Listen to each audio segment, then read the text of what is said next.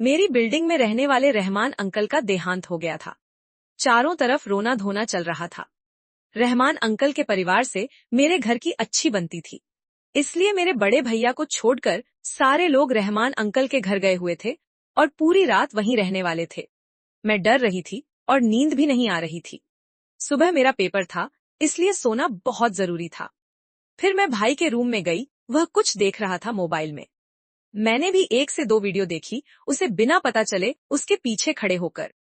उसकी नजर जैसे ही मुझ पर पड़ी तो डर गया। मैं बोली, डरो मत भाई, मुझे आपके साथ सोना है। भाई बोला, क्यों, क्या हुआ बहन? मैं बोली, भाई मैं डर रही हूँ, अकेले मुझे नींद भी नहीं आ रही है। सुबह मेरा पेपर है, टाइम से नहीं सोऊंगी तो कैसे उठ पाऊंगी सुबह। भाई बोला, हाँ आ जाओ, सो जाओ मेरे साथ।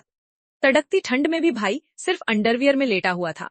भाई बोला, निशा पहले दरवाजा अंदर से बंद कर दो, फिर तुम लेट जाओ। मैंने झट से गेट लॉक किया और भाई के साथ लेट गई।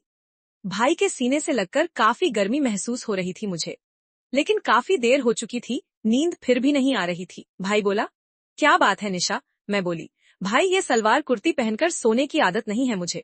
भाई बोला, हाँ तो उतार दे, उसमें क्या। निशा तुम जल्दी से सो जाओ, रात के 11 बज चुके हैं, कल तुम्हें बजे से पहले पहुंचना है स्कूल।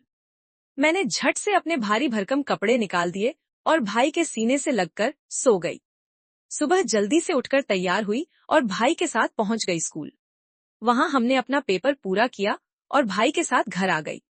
मैं मम्मी और पापा के रूम में सोती थी, क्योंकि हम 2 BHK फ्लैट में रहते थे। भाई अकेला सोता था रूम में और मैं मम्मी पापा के कमरे में सोती थी। मेरा बहुत मन करता था कि मैं भारी कपड़े उतारकर सोऊं, लेकिन पापा सोते थे उसी कमरे में, इस वजह से मन मारकर रह जाती थी। लेकिन कल भाई के साथ सोने में बहुत मजा आया था और मैं हमेशा के लिए भाई के साथ उसके ही रूम में सोने का प्लान बना रही थी। जब मम्मी पापा घर आए तो मैंने उनसे बात की कि आपके रूम में मुझे अच्छी नींद नहीं आती है, इसलिए मैं भाई के साथ उसके रूम में आज से सोया करूंगी। मम्मी पापा दोनों मुस्कुराए और बोले, बेटा हम तो कब से यही चाह रहे थे। देखो तुम अपने भाई के कमरे में सो सकती हो, लेकिन हम दोनों की एक शर्त है। मैं बोली, क्या? तो मम्मी बोली, तुम कबीर के बेटे अब्दुल से चुपके चुपके बात करती हो और मिलती भी हो। तुम्हें ये सब छोड़ना पड़ेगा, अपने भाई के साथ सोया करो, उसके साथ पढ़ाई किया करो, तुम्हें छूट है। इसके बाद तो मैं खुशी से अपने पापा मम्मी के गले से लगी गई और बोली, आज से अब्दुल से बात करनी बंद और मिलना भी बंद, अब मैं भाई के साथ रहूंगी। फिर मम्मी पापा मान गए और मैं हर रोज अपने प्यारे भाई के साथ सोने लगी।